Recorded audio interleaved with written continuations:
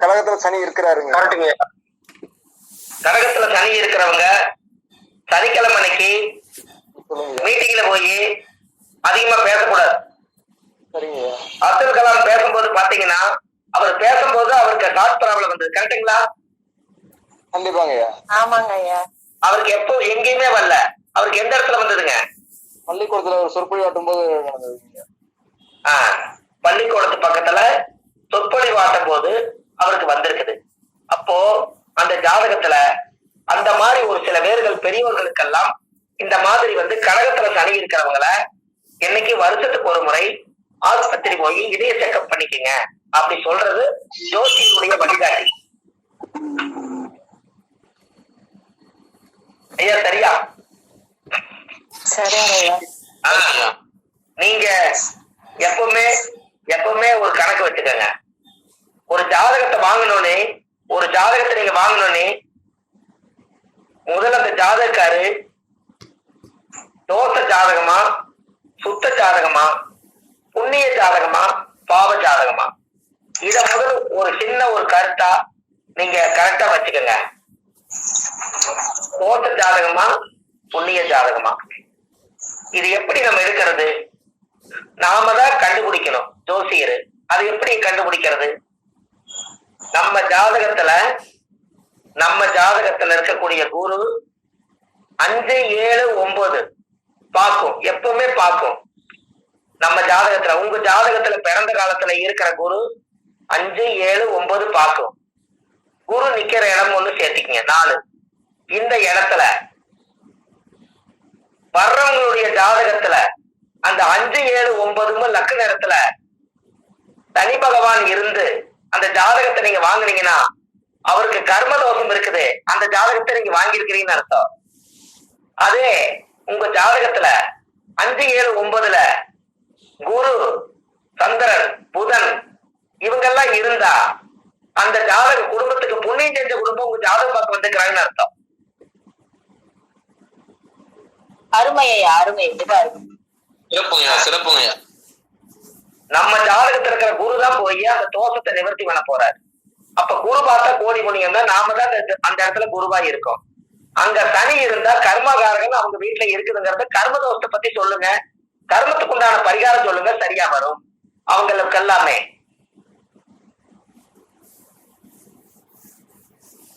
அதே நீங்க பரிகாரம் பண்ணணும்னா எப்படி பண்ணணும்?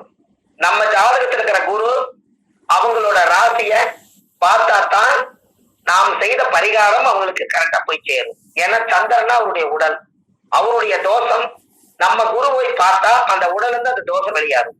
அது அப்படி வச்சு கொடுக்கணும். நீங்க வைக்கிறது பிறக்கும் போதே இருக்கணும். அப்படி இல்லைனால் நீங்க பரிகாரம் பண்ணும் போது உங்க ராசியில் இருக்கிற குரு 5, 7, 9 எங்கெல்லாம் பார்க்குதோ அங்க கோச்சார சந்திரன் வரும்போது பரிகாரம் தேடி வச்சு கொடுங்க. அப்ப அந்த பரிகாரம் பலிதமாகும்.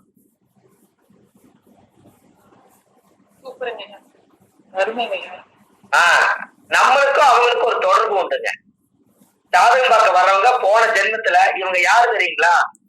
நாம யாருக்கெல்லாம் ஜோசியம் பார்த்து அவங்க வெற்றி பண்ணி உங்களாலதான் இந்த கர்மவினை தீர்க்க முடிஞ்சது, ரொம்ப நாளா கல்யாணம் ஆகாதது நீங்க பூஜை பண்ணி நீங்க சொல்லி நடந்ததா அப்படின்னு எல்லாம் யாரெல்லாம் ஒரு 10 கிளைண்டா இருக்கட்டு 100 பேரா இருக்கட்டு உங்களை சொல்லியிருந்தாங்கன்னா அவங்க யாருன்னு நல்லா தெரிஞ்சுக்கங்க.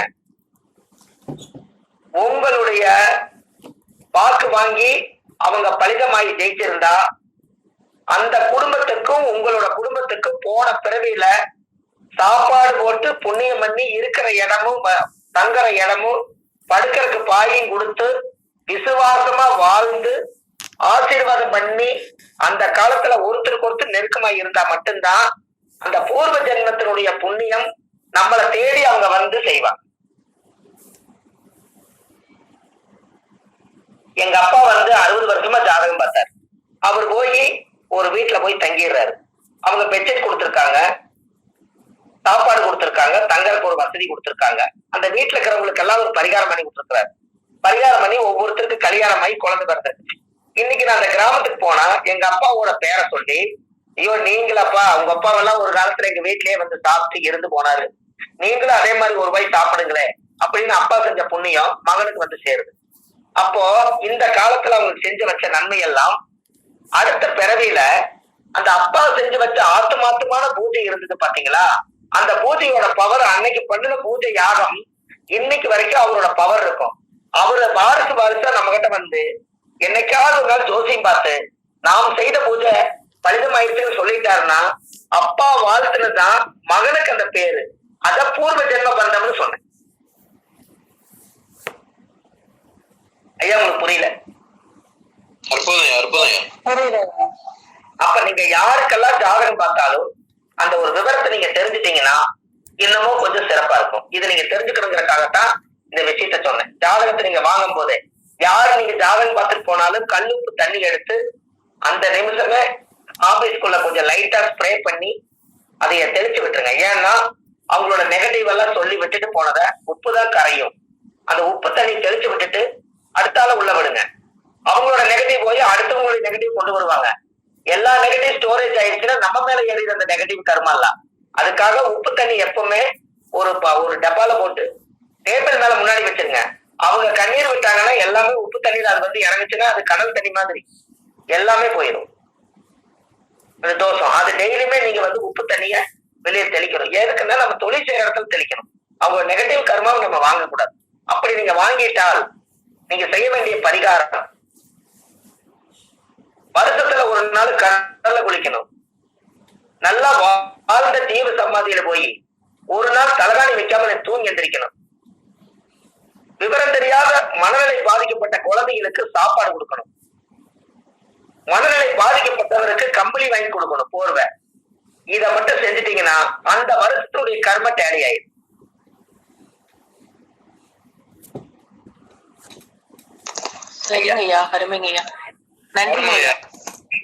ஏன் நீங்க வாழ்ந்த ஜீவ சமாதியில போய் தூங்க சொல்றேன்னா, சித்தர்களுக்கு கர்ம வினைய வந்து கனவுல எடுக்கும் சக்தி அவங்களுக்கு உண்டு.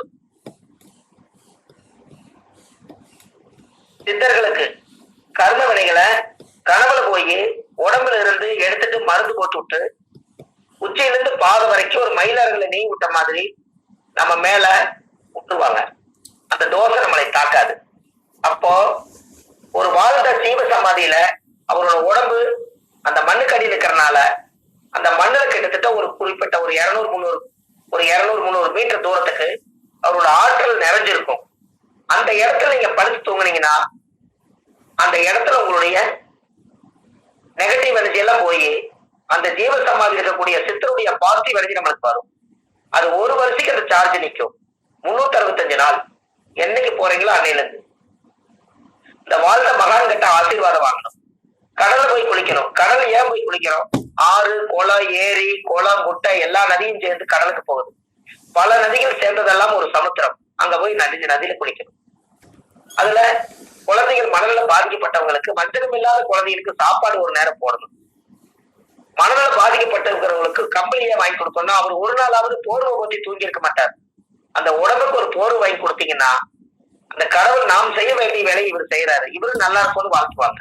இத வருஷம் ஒரு முறை ஒரு நாளை பிக்ஸ் பண்ணி வச்சுட்டு இத மறக்காம செய்யுங்க. முதல் ஜோதிடருடைய குடும்பம் நல்லா இருக்கும். இது நம்ம ஜென்ம நட்சத்திரம் நல்லா இருக்கும். எப்ப வேணாலும் பண்ணலாங்க ஐயா. இது வந்து சிலதெல்லாம் தர்ம வழி வருங்க. நீங்க பாருங்க, ஒவ்வொரு நாளும் நீங்க இறக்குறீங்க. உங்களுக்கு அது தெரியுமா அந்த ரகசியம்?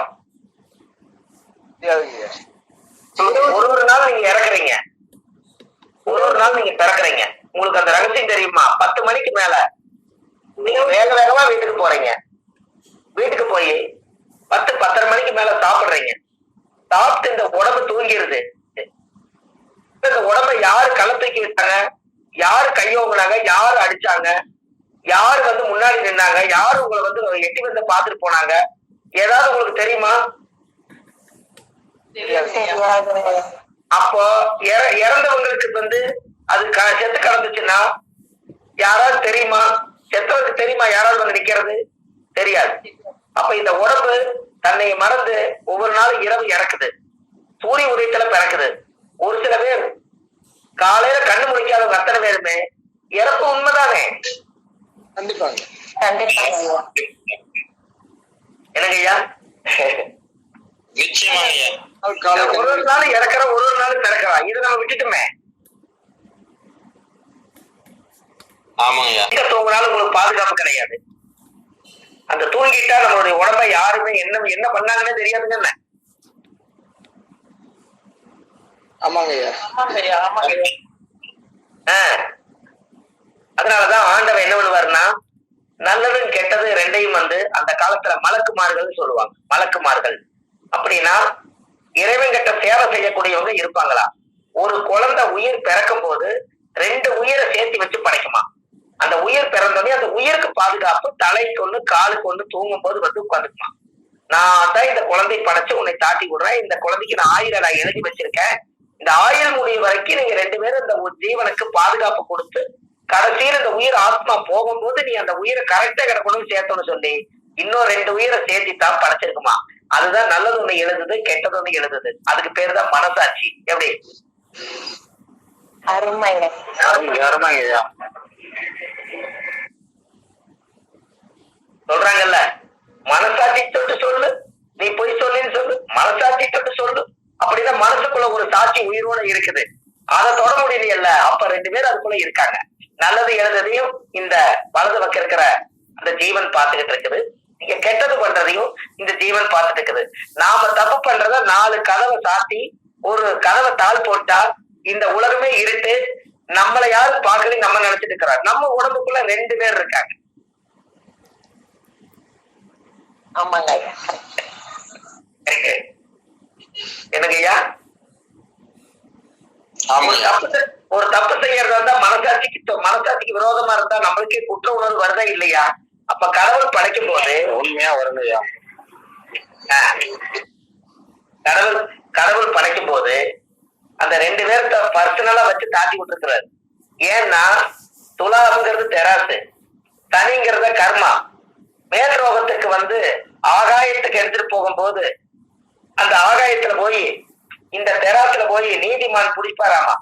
நல்லது எழுதுறதெல்லாம் ஒரு தெராசுக்கு வைப்பாங்களா, கெட்டது எழுதுறதெல்லாம் ஒரு தெராசுக்கு வைப்பாங்களா. கெட்டது அதிகமா இழுத்துனா அப்படியே நரகத்துக்கு எடுத்துட்டு போயிடுவாங்களா. நல்லதா செஞ்சிருந்தா அப்படியே ஒரு நந்தவனத்தை கூட்டிட்டு போயிடுவாங்களா. அதனாலதான் காலச்சக்கரத்துக்கு 7ஆம் இடம் என்பது திருப்தியா வாழ்ந்த நிவர்த்தி ஸ்தானம் என்று பொருள். அதனாலதான் துலாம்ங்கிற சனி அங்க உச்சமா வச்சாங்க, கர்மாவை கண்டுபிடிக்கிறதுக்காக. எப்படி? அருமை அருமையா. அருமையா.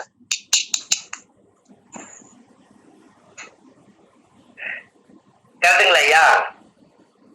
கரெக்டுங்க ஐயா.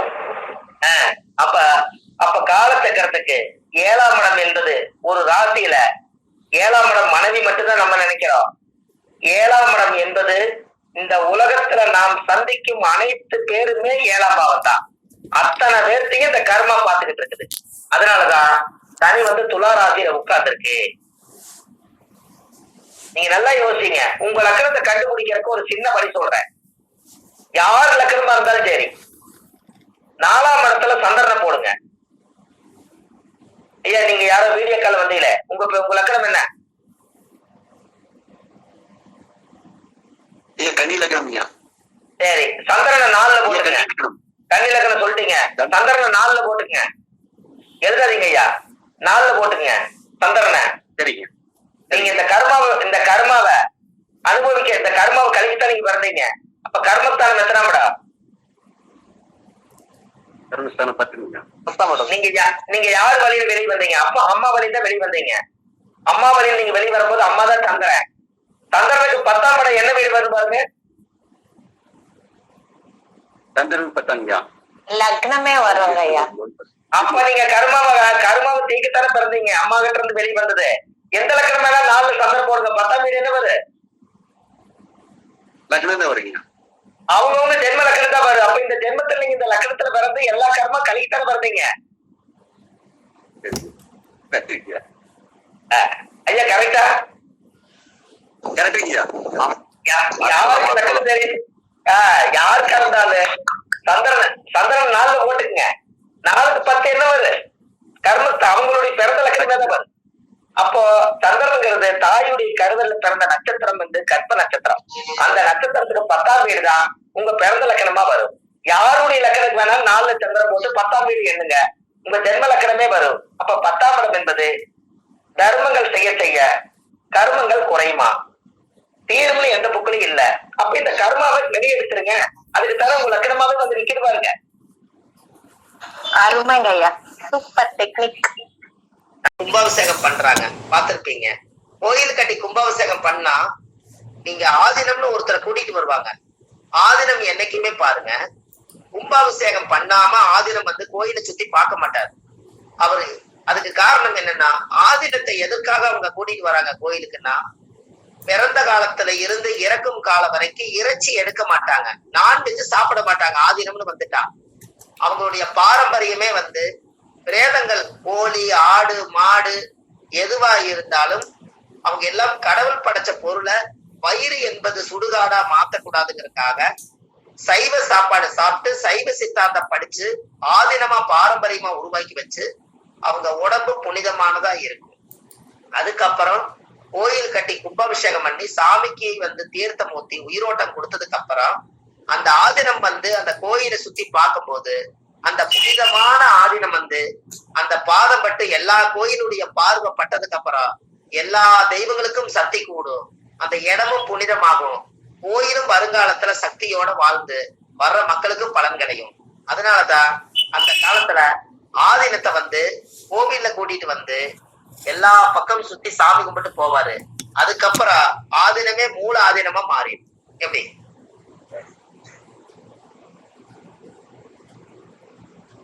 ஐயா புரியுதா? அம்மா புரியுதுங்களா உங்களுக்கு? ஐயா புரியுதுங்க, அர்த்தம் புரியுதுங்க. அது ஆதீனம். ஆதீனம்ங்கிறது வந்து ஏன் அந்த காலத்துல சைவ சித்தாந்தம், யாரெல்லாம் இறைச்சி எடுக்காம கருவொளி வந்து சாப்பிடாம சைவ சாப்பாடு சாப்பிட்டு அந்த உடம்ப வச்சிருக்காங்களோ அவங்களோட உடம்புக்குள்ள பிரபஞ்ச சக்தி கொஞ்சம் அதிகமா இருக்கும்.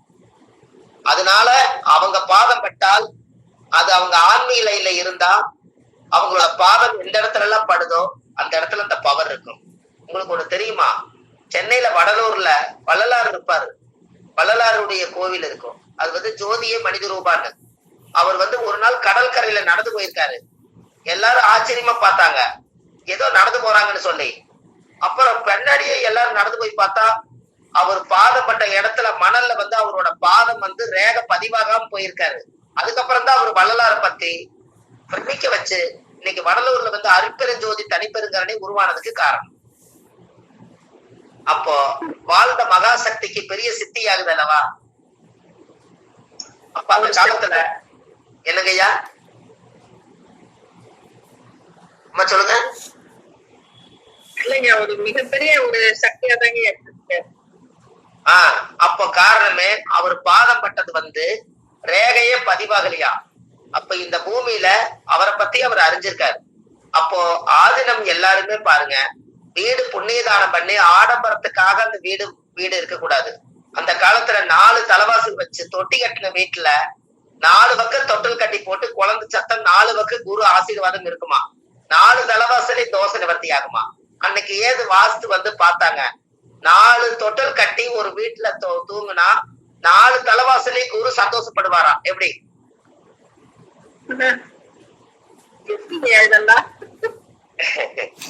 பாத்துக்கங்க. அந்த குழந்தைகள் வந்து ஒரு குருன்னா குழந்தை, குருன்னா பெரியவங்க ஆசீர்வாதம், குழந்தை வந்து தெய்வத்துக்கு சமம். அந்த காலத்துல 4 பக்கம் தலைவாசல் வச்சு தொட்டி கட்டின வீடு கட்டி 4 பேர் பிறந்திருப்பாங்களாம். அதனாலதான் 4 வீட்லயும் அவங்கவுங்க குழந்தை தொட்டில் கட்டி ஆட்டும் போது 4 தலைவாசலையும் குரு தூங்கிட்டு இருப்பாரா. எப்படிங்கம்மா தீய சக்தி வாஸ்து குற்றம் எல்லாம் வருங்கிற? வராது, கண்டிப்பா வராது இல்லையா. அதனாலதான் சிறப்பா வாழ்ந்துருக்காங்க ஐயா. அதனாலதான் அந்த காலத்துல ஒரு பாட்டே சொல்லுவாங்க, 4 கோடு உச்சமாகி நகரலோர் ஆட்சியாகி மால் உலக கேந்திரத்தில் இவர் ஜெக சக்கரவர்த்தியாமேன். அந்த காலத்திலேயே 4 கோடு உச்சமாகி நகரலோர் ஆட்சியாகி மால் உலக கேந்திரத்தில் இவர் ஜெக சக்கரவர்த்தியாமா.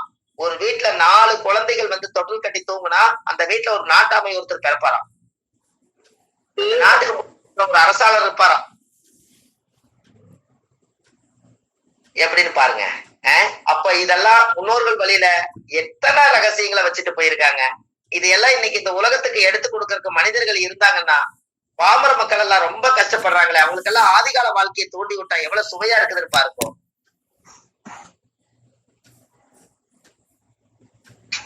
அப்போ அந்த ஜாதகத்துல ஒருத்தருடைய வாழ்க்கையில அந்த புனிதமாகணும்னு சொன்னா நீங்க நல்லா யோசிங்க.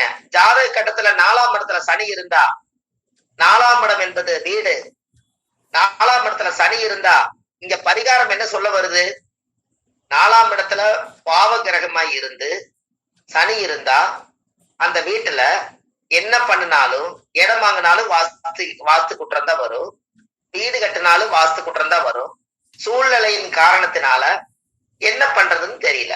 அப்போ எப்படியாவது வாழ்ந்துதான் ஆகணும், வேற வழி இல்லை. இதுக்கு ஒரு சின்ன பரிகாரம் என்னன்னா, சனி என்பது யாருன்னா அழுக்கு சூறையா இருக்கக்கூடியவர், பிச்சை எடுக்கக்கூடியவர், குளிக்காதவர். அவரை நம்ம வீட்டுக்கு 4ஆம் இடம் என்பது சனி அந்த வீட்டுல இருக்கிறதுனால நம்ம வீட்டுக்கு கூட்டிட்டு வந்து அவருக்கு ஒரு தலவாழை இலையில சாப்பாடு போட்டு சாப்பிட வச்சு, அவருக்கு தண்ணி கொடுத்து, அவருக்கு ஒரு வஸ்திரம் வாங்கி கொடுத்து, அவரை கொஞ்ச நேரம் அங்க இருக்க சொல்லிட்டு, அவர் கையில ஒரு 2 மணி காசு கொடுத்து, அவர் சந்தோஷமா அவரை காலை தொட்டு கும்பிட்டு நீங்க தாட்டி விட்டீங்கன்னா 4ஆம் இடத்துல சனிங்கிறவருடைய வாஸ்து தோசை நீங்கி அந்த வீட்டுல தரித்திர தோசை நீங்கிடும். எப்படி? அவரு பிச்சை எடுக்கிறவராங்க இல்ல பிச்சை எடுக்கிறவங்கதான் சாக்கடையோர உட்கார்ந்துக்கிறவங்களை கூட்டிட்டு வந்து நம்ம வீட்டுல கொண்டு வந்து சாப்பாடு போடணும். உங்க வீட்டுல 4 சனி இருந்தா ஏற்கனவே ஒரு பிச்சைக்கார உள்ள கொண்டு வாங்கன்னு தானே சொல்லுது. இல்லைங்க இல்லைங்க, என்னங்கம்மா? 4 கேளுங்கய்யா. அல்லம்மா, உங்களை சொல்லல, ஆல்ரெடி 4 சனி இருக்கிறவங்க வீட்டுல ஒரு பிச்சைக்கார இருக்கணும் தானே சொல்லுது. ஆமா ஆமாங்க. இப்ப உங்களுக்கு இன்னொரு விஷயம் சொல்லட்டுங்களா? யாருக்கெல்லாம் 4 சனி இருக்குதோ, சனி 4ஆம் இடத்தை பாக்குதோ, அவங்களுக்கெல்லாம் வந்து பிச்சை எடுத்துட்டு வந்து வசூல் பண்ணிட்டு வந்து ஒரு வீட்டுல எண்ணு வாங்க பாருங்க, அவங்க வீட்டுல 4 சனி இருக்கு, அது கரெக்டா அவர் அங்கதான் போடுவாரு. ஓஹோ, அப்படிங்களா? லக்னத்துக்கு 4ஆம் இடம் பாக்கணுமா? லக்னத்துக்கு 4ஆம் இடத்துல சனி இருக்கிறவங்க, 4ஆம் இடத்துல சனி பாக்குறவங்க வீட்டுலதான் பிச்சை எடுக்கிறவர் எல்லா பக்கம் போய் சோறெல்லாம் வாங்கிட்டு வந்துட்டு அவர் வீட்டை பார்த்தே உட்கார்ந்துருப்பாரு, அவர் வீட்டுலதான் தூங்குவாரு, அவர் இடத்துக்கு தான் எங்க சுத்தினாலும் வருவாரு. அந்த வீட்டோட குடும்ப ஜாதகம் வாங்கி பாருங்க, 4 சனி இருக்கு, இல்லாட்டி சனி 4ஆம் இடத்தை பாக்கு. இவ்வளவுதான். எப்படி? ஒவ்வொரு வீட்டுல செக் பண்ணி பாக்கணுங்க, செக் பண்ணி பார்த்தா தெரிஞ்சிருங்க. 4ஆம் அதிபதி வந்து சனியோடு சேர்ந்து இருந்தாலுமே இந்த பலனா? ஆமாமா, 4ஆம் இடத்துக்கு சனி தொடர்பு யாருக்கு வந்தாலும் காலையில எந்திரிச்சு ஒரு பிச்சைக்காருக்கு ஒரு டீ வாங்கி கொடுங்க, வசதி இருந்தா ஒரு சாப்பாடும் தண்ணி பாட்டில் வாங்கி கொடுங்க, உங்களுக்கு 4ஆம் இட தோசை சுத்தமா இருந்தல்ல. கண்டிப்பா கண்டிப்பா. ஐயா, பிச்சைக்காரர்களை வந்து நீங்க சாப்பிட்டு காசு கொடுக்கும் போது ஒரு ஜாதகத்துல 4ஆம் இடத்துல சனி பாக்குது, சனி 4ஆம் இடம் சனி, அது வந்து சனி இருக்கிற இடம் வந்து லக்னத்துல இருந்து பார்க்கும்போது 8ஆம் இடம். அப்ப எப்படிங்க ஐயா? புரியலீங்கம்மா? இப்ப வந்து விருச்சக லக்னம்னு வச்சுக்கோங்க ஐயா. அப்போ வந்து கும்பம் வந்து சனி 4வது வீடா வருது இல்லைங்களா? ஆமாங்க. அதே மாதிரி மிதுனத்துல சனி பகவான் இருக்கிறாரு கட்டத்துல, அப்ப 8ஆம் இடமா ஆகுது இல்லைங்களா? அப்ப அதுக்கு எப்படிங்க ஐயா? அது வராது, அது கணக்குல வராதுங்க. 4ஆம் இடத்துல சனியும் 4ஆம் அதிபதியோட சனி இருந்தா மட்டும்தான் இந்த விஷயம் எடுத்துக்கணும். ஓ சரிங்க ஐயா, சரி சரி. அந்த காலத்திலேயே 4ல கேதுவும் 4ல மாந்தியும் சேர்ந்திருந்தா அவங்களுக்கு மனை தோஷம் இருக்குதான். அந்த காலத்திலே சொல்லுவாங்க, 4ல கேதுவும் மாந்தியும் இருந்தா. அந்த காலத்திலேயே புலிப்பாணி பாட்டு எழுதியிருக்காரு. கேளப்பா இன்னும் ஒரு புதுமை கேளு, கெடுதி செய்யும் செம்பாம்பு 4ல் நிக்க, கூறப்பா குளியினுமே சேர்ந்து நிக்க, குடியிருக்க குச்சில்லை கறவை இல்லை, ஆளப்பா அன்னைக்கே தோஷம் தோஷம், அத்திடத்தில் அரசு உருவ வச்சு சாந்தி செய்யன்னு சொல்லியிருக்காரு. எப்படி? அப்படின்னா 4ல கேது இருந்தா தாய்க்கு வாழ்க்கை சரி இருக்காராம். 4ல கேது இருந்தா, ஏன்னா தாய்க்கு சர்ப்ப தோஷம் வருதா இல்லையா? ஆமாங்கய்யா. அப்ப தாய்க்கு வாழ்க்கை சிறப்பு இல்லையா? அது மாந்தி கூடிருச்சுன்னா தாயோட வம்சத்துல யாரோ ஒருத்தர் பெண்கள் இறந்து போவாங்க. 4ல கேது வாழ்க்கையே லேதான். அந்த காலத்துல அவங்க ஒரு பழமொழி வச்சிருக்காரு, 4ல கேது வாழ்க்கையே லேது, தாய்க்கு வாழ்க்கை லேதா. லேதுன்னா இல்லைன்னு அர்த்தம். அப்படிதாங்க அவங்க அந்த காலத்துல அவங்க ஒரு பாணி கொடுத்து போயிரு. அப்போ அந்த காலத்துல கேளப்பா இன்னும் ஒரு புதுமை கேளு, கெடுதி செய்யும் செம்பாம்பு 4ல் நிக்க. அப்படின்னு என்னங்க? கரும்பாம்பு என்பது நாகன் ராகு, செம்பாம்புன்னா கேது, 4ல் நிக்க. கூறப்பா குளியினமே சேர்ந்து நிக்க. அப்ப 4ஆம் இடத்துல குளியினம் சேர்ந்து நிக்க, மாந்தி வந்து அது கூட சேர்ந்து. குடியிருக்க குச்சில்லை கறவை இல்லை. 4ஆம் இடத்துல தோஷம் ஆயிடுச்சு, எப்படி வீடு வரும்? அதனால அவர் அந்த வீட்டுல இந்த வீட்லயும் வாடகைக்கு இருப்பாராம். குடியிருக்க குச்சில்லை கறவை இல்லை. ஆளப்பா அன்னைக்கே தோஷம் தோஷம்னா என்ன? தாய்க்கு தோஷம், தாய்க்கு கர்மம். கரெக்டா சொன்னீங்க. அன்னைனா தாய், அதனால 4ஆம் இடமா வருதா தாய், அதனால அன்னைக்கே தோஷம் தோஷம் இருக்கிறாங்க. நம்ம அன்னைக்குன்னு வேற மாதிரி நினைச்சு கூடாது. தாய்க்கு தோஷம், தாய்க்கு தோஷம். அப்ப அரச குருவை வச்சு சாந்தி செய்யின்னு இருக்கிறாங்க. அந்த 4ஆம் இடத்தை சுத்தப்படுத்துறதுக்கு ஒரு பிராமணரோ ஒரு வள்ளுவரோ யாரோ ஒருத்தர் வச்சு 4ஆம் இடத்துக்கு வீட்டுல வந்து அந்த வாஸ்து சுத்தத்தை எல்லாம் சரிப்படுத்திட்டு அந்த 4ஆம் இடத்துடைய வீட்டு தோஷத்தை சுத்தப்படுத்தி ஒரு 108 மூலிகை போட்டு ஒரு யாகம் வளர்த்தி அந்த வீட்டை சுத்தப்படுத்துங்க. 4 குடைவர் ஜாதகம் பலமாகுன்னு அந்த காலத்துல முன்னோர்கள் இதை வகுத்திருக்காங்க பாருங்க. ஐயரை வச்சு செய்யணும் இல்லைங்க? அது எப்பவுமே புண்ணிய அர்ச்சனை வந்து அவங்க தாங்கம்மா செட் ஆகுது. ஆஹ் நாம வேற கர்ம பரிகாரங்கள் எது வேணா பண்ணலாம். பிராமணருக்கு ஒரு பெரிய ஒரு இது என்னன்னு கேட்டீங்கன்னா, கணபதி வந்து விநாயகர் பெருமான். அது ஏன் நீங்க வந்து இந்த விஷயத்த உங்ககிட்ட நிறைய சொல்லணும். பிராமணரை வச்சு ஒரு சைவ பூஜை வந்து பிராமணர் வந்து பண்றதுக்கும் என்ன காரணம்? ஏன் அவங்க வந்து அந்த காலத்துல தெய்வத்த இடத்துல இடம் பிடிச்சாங்க? இது உங்களுக்கு தெரியணும் அல்லவா? ஆமாங்க, தெரியுது எங்களுக்கு. இது உங்களுக்கு தெரிஞ்சதுன்னா அவங்களுக்கு நீங்க ஒரு நன்றி சொல்லுவீங்க. கண்டிப்பாங்க, சொல்லுங்க. தெரியாதுங்க. ஏன்னா அந்த காலத்துல முதல் இந்த உலகத்துல திருவள்ளுவர் ஆண்டு 2000 ஆண்டுங்களா இப்போ? ஆமாங்க ஐயா. அப்போ 2000 ஆண்டுக்கு முன்னாடி திருவள்ளுவர் ஆண்டுக்கு பஞ்சாங்கம் கொண்டு வராங்களா இல்லையா? ஆமாங்க ஐயா. அப்போ திருவள்ளுவர், பிராமணரு இவங்க எல்லாமே அந்த காலத்துல ஓலைச்சுவடியில இருந்து கர்மாவை கழிக்கிறதுக்கு வள்ளுவர்களை வச்சு அந்த காலத்துல வள்ளுவருங்கிறது எதுக்குன்னு வச்சுச்சுன்னா அந்த ஜோதிடர்கள் அந்த காலத்துல சித்தர்கள் எல்லாம் உருவாக்கி திருவள்ளுவருடைய தாடி மீச இப்படி எல்லாம் வச்சு சித்தர்கிட்ட போய் அவரு ஒரு சித்தராகி ஓலைச்சுவடியில வந்து ஒவ்வொரு விஷயத்தையும் எழுதி இந்த கர்மத்தை எல்லாமே ஒவ்வொருத்தருடைய வாழ்க்கையில தீர்க்கறதுக்கு தோஷம் கழிக்கிறதுக்கு ஒருத்தர் வேணுங்கிறதுக்காகத்தான் அந்த காலத்துல வள்ளுவரை வந்து அந்த காலத்துல முன்னோர்கள் இதை வகுத்திருக்காங்க. வள்ளுவர்களை வகுத்தெடுத்தது இது போல. திருவள்ளுவர் குலத்துல திருவள்ளுவர் ஏன் வச்சாங்க அப்படின்னா, நவ கிரகத்தையும் ஆராய்ச்சி செஞ்சு அதுல எந்த தோஷம் இருக்குதோ அதற்கு உரிய நவகலசங்கள் பூஜை பண்ணி அவங்களுடைய ஆசீர்வாதம் பெற்று அந்த ஜாதகத்தை சுத்தப்படுத்தி கொடுக்கறது இந்த நவகிரகத்துக்கு தான் அந்த பவர் இருக்குதுன்னு சொல்லி அந்த அமைப்பை அதை உருவாக்கி இருக்காங்க. புரியுதுங்களா? அதனாலதான் வள்ளுவருக்கு ஒரு பாட்டு உண்டு அந்த காலத்திலேயே. கல்லிலே கல் மாணிக்கக்கல், சொல்லிலே சொல் வள்ளுவர் சொல்லுக்கு மீறி வையகத்துல இடம் இல்லை, அவரோட சொல்லே மாணிக்க கல்லுன்னு வச்சிருக்காங்க. அந்த திருவள்ளுவர் குலத்துல நம்ம அடியேன் பிறந்ததுனால ஏதோ எனக்கு அந்த ஞானம் கொஞ்சம் கடவுளும் பெத்ததாகி கொடுத்ததுனால இன்னைக்கு ஏதோ ஒண்ணு நமக்கு அந்த வாய்ப்பு கிடைச்சதுனால இன்னைக்கு உங்க முன்னாடி உட்கார்ந்துருக்கேன். சிறப்பு. தரலைங்க ஐயா, உங்களுக்கு நிறைய தந்துருக்குறாங்க. அந்த பிராமணர்கள் பயங்கரமா தந்துருக்குறாங்க. அப்போ இந்த விஷயத்தை எதுக்கு உங்களுக்கு எக்ஸ்பிளைன் பண்றேன்னா, அப்ப பிராமணர் திருவள்ளுவரை கொண்டு வந்து அன்னைக்கு தோஷம் கழிக்கிறதுக்கு அந்த காலத்துல நம்மளுடைய ஒவ்வொரு குலத்தை பிரிச்சு வச்சது காரணமே, நம்மள மொட்டை அடிக்கிறவங்க சேமிங் பண்றதுக்கு எல்லார்த்தையும் கூப்பிட்டா கௌரவ பிரச்சனை வரும், அதுக்குன்னு ஒரு ஜாதி அதுக்குன்னு ஒரு குலங்கோத்திரத்தை உருவாக்கி வச்சுட்டீங்கன்னா அவங்க கிட்ட போய் அதை சொன்னா அந்த தொழிலை அவங்க செய்வாங்கிறதுக்காகத்தான் அந்த காலத்துல அதை அவங்க கொண்டு வந்தாங்க. அப்போ அந்த காலத்துல கோயில்ல வந்து மணி அடிக்கணும்னா அந்த கோயில்ல மணி அடிக்கக்கூடிய அந்த சாமிக்கு அடிக்கக்கூடிய அந்த பண்டாரம்னு சொல்லுவாங்க, ஆறு மணியாட்டி பண்டாரம்னு சொல்லுவாங்க. அவங்க மணி அடிச்சு பூஜை பண்ணுனா அந்த கோயிலுக்கு இன்னைக்கு முருகன் கோயில்ல வந்து பழனியில் இருக்கிற கோயில்ல வந்து அவங்க வந்து பண்டாரம்ங்கிறவங்க வந்து முதல்ல ஒரு செவ்வரளி பூ மாலை கட்டி முருகனுக்கு போட்டு சாத்தி அதுக்கப்புறம் தான் பிராமணர் பூஜையா அங்க நடக்குது. பாத்தீங்களா? ஐயா, இப்பயும் எங்க கிராமத்துல எல்லாம் பண்டாரம் அவங்கதான் வந்து பண்டாரவங்களை சொல்ற தப்பே கிடையாதுங்க. அவங்க வந்து கல்யாண்டி பண்டாரம் மணியாட்டி பண்டாரம் எதுக்கு வச்சாங்கன்னா, கோயில்ல வந்து அவங்கள வந்து பூஜைகள் ஆச்சார அனுஷ்டானங்கள் பண்ணக்கூடாதுங்கிறதுக்காகத்தான் இதை வந்து அதை உருவாக்கி இருக்காங்க. அந்த காலத்திலேயே இது உருவாக்கி இருக்காங்க.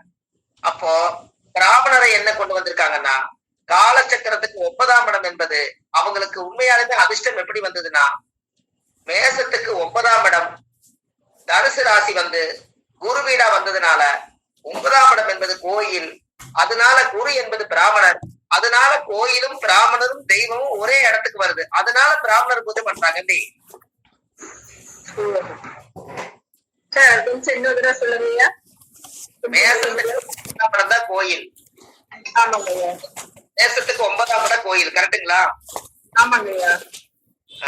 அப்ப மேசத்துக்கு 9ஆம் இடம் கோயிலா இருந்தா அந்த ஜாதகத்துல முறையோட அந்த அமைப்பு வந்து எப்படி வந்துச்சு உங்களுக்கு?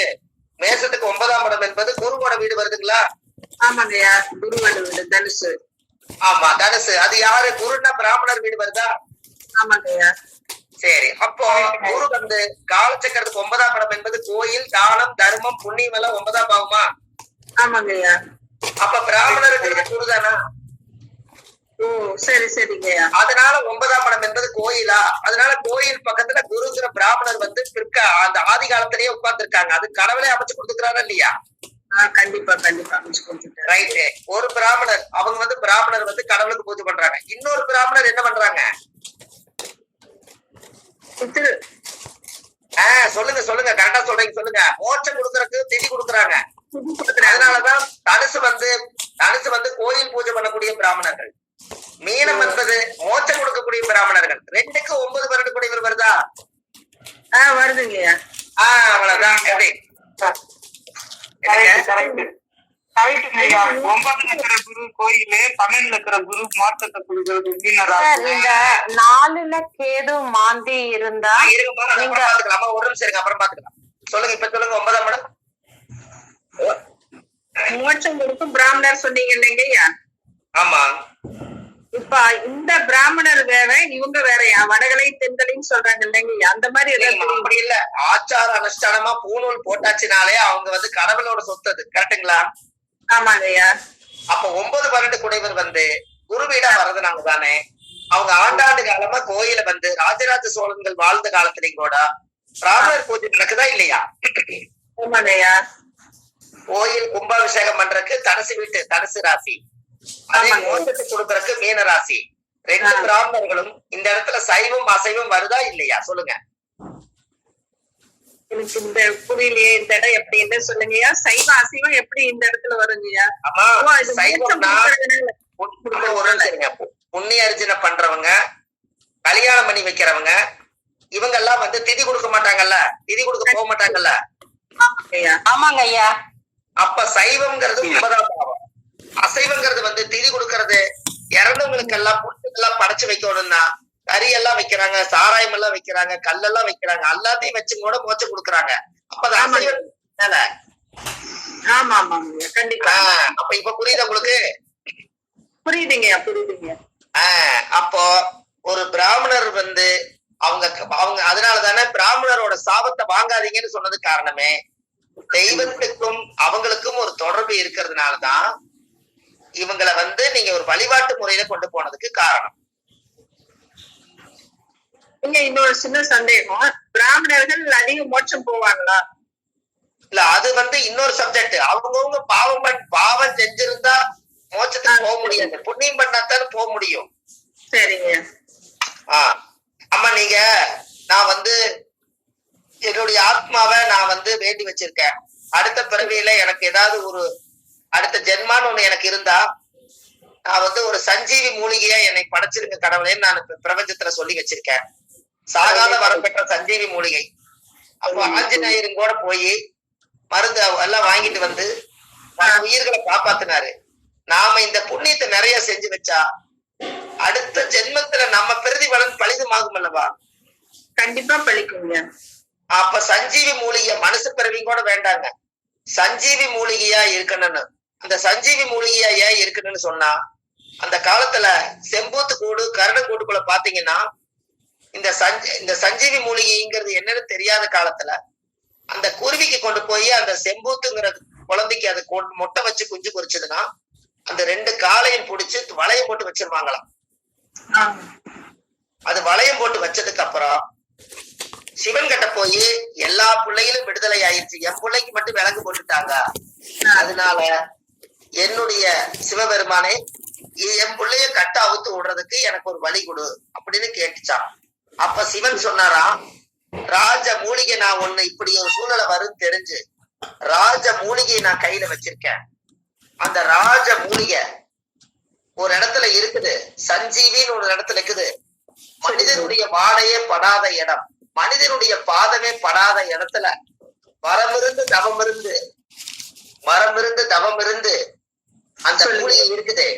அந்த மூலிகைய நீங்க மனதார அதை போய் எடுத்துட்டு வந்து அந்த மூலிகை வந்து உன்னுடைய பெத்த உள்ளைக்கு கொண்டு போய் அந்த காலு மேல வையி. அந்த இரும்பு வந்து அந்த இரும்பு கட்டாயிருன்னு சொல்லிச்சான். அப்ப அந்த மூலிகையை எடுத்து கொண்டு வந்து அந்த கருடங்கூடு செம்போத்து கூட்டுக்குள்ள மலையை போட்ட இடத்துல அந்த மூலிகை வச்ச உடனே அந்த குஞ்சு வந்து அந்த வலைய உடைஞ்சு இரும்பு கட்டாயி குஞ்ச காப்பாத்திருச்சான். அப்போ கருடங்கூட்டுக்குள்ளையும் செம்பூத்து கூட்டுக்குள்ள மட்டும்தான் சஞ்சீவி மூலிகையுடைய வேறு ஒரு ஜான் இருக்கும். அந்த மூலிகை தான் சாகாத வரம் பெற்ற மூலிகை. அது சஞ்சீவி மூலிகை, இந்த உலகத்துக்கு தேவையான மூலிகை. அப்போ அதோட சஞ்சீவி மூலிகையுடைய விஷயம் என்னன்னா, அந்த மூலிகையில ரகசியம், மணலை குமிச்சு வச்சு மூலிகைய வந்து வச்சீங்கன்னா, நேர நெட்ட வச்சீங்கன்னா எந்த பக்கமே நிழல் விழுகாது. எந்த பக்கம் அந்த சஞ்சீவி மூலிகையோட நிழல் எங்கேயுமே படாது. இத வச்சுதான் அன்னைக்கு தஞ்சாவூர் கோயில்ல நிழல் விழுகாம இருக்கிறதுக்கு, இன்னைக்கு நிழல் எந்த பக்கம் விழுகிறது இல்ல. அன்னைக்கு இந்த சஞ்சீவி மூலிகையை நெட்ட வச்சு பார்க்கும்போது சூரியனுடைய பிம்ப ஒளி நேர் பாயிண்டா விழுந்ததுனால எந்த பக்கம் நிழல் விழுகல. இத வச்சுதான் தஞ்சாவூர் கோயில கட்டியிருக்காங்க.